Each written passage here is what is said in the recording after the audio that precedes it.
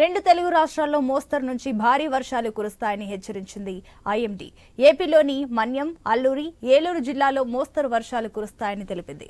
గుంటూరు, బాపట్ల, పల్నాడు, నంద్యాల, ఉభయ గోదావరి జిల్లాలో తేలికపాటి నుంచి మోస్తరు వర్షాలు కురవనున్నాయి. ఇక తెలంగాణలోని హైదరాబాద్, రంగారెడ్డి, ములుగు, మంచిర్యాల జిల్లాల్లో మోస్తరు వర్షాలు కురుస్తాయని తెలిపింది వాతావరణ శాఖ.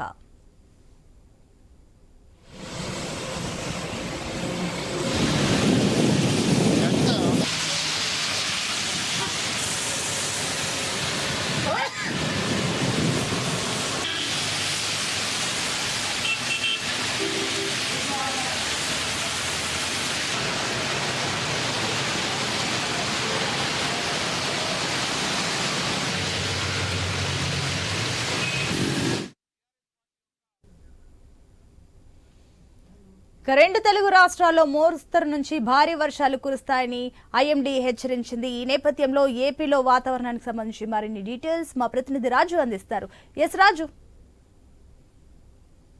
ఏదైతే గత 10 రోజులుగా కూడా ఏపీ రాష్ట్ర వ్యాప్తంగా వర్షాలు కురుస్తున్న నేపథ్యంలో బంగాళాఖాతంలో ఏర్పడినటువంటి వాయుగుండ ప్రభావంతో తీవ్ర తుఫానుగా మారిన తర్వాత భారీ వర్షాలు కురిశాయని చెప్పుకోవచ్చు. ఈ నేపథ్యంలో కృష్ణా, గోదావరి నదులతో పాటు ఇతర నదులన్నీ కూడా పొంగిపొర్లుతున్న పరిస్థితి. కొన్ని లంక గ్రామాలు కూడా ఇప్పటి వరకు ఇంకా ముంపులోనే ఉన్నట్టుగా తెలుస్తుంది. అయితే తాజాగా 2 రోజులుగా వర్షాల ప్రభావం తగ్గినప్పటికీ కూడా వరదలు అయితే వస్తున్న పరిస్థితి ఉంది. ఇక తాజాగా చూసుకుంటే ఇప్పుడు మళ్ళీ కూడా నైరుతి ఋతుపవనాల ప్రభావం కూడా రాష్ట్రం మీద ఉన్నట్టుగా తెలుస్తుంది. దీంతో రాబోయే 2-3 రోజుల్లో వర్షాలు కురిసే అవకాశం ఉందని ఇప్పటికే ఐఎండీ సంస్థ అయితే ప్రకటించడం జరిగింది. నేపథ్యంలో ప్రజలు ఇప్పటికే కూడా ప్రభుత్వ యంత్రాంగం అంతా కూడా అప్రమత్తంగా ఉంది. ఎక్కడికక్కడ ముంపు గ్రామాలను పర్యటిస్తున్న పరిస్థితి, అదేవిధంగా నిర్వాసితులు పునరావాస కేంద్రాలకి బాధితులు తరలించిన పరిస్థితి కూడా చూస్తున్నాం. ఈ నేపథ్యంలో మళ్ళీ కూడా మరో 2 రోజులు వర్షాలు పడే అవకాశం ఉన్న నేపథ్యంలో ఇంకా కూడా అధికార యంత్రాంగం అంతా కూడా ఇంకా అప్రమత్తం అవ్వాల్సిన పరిస్థితి ఉంది.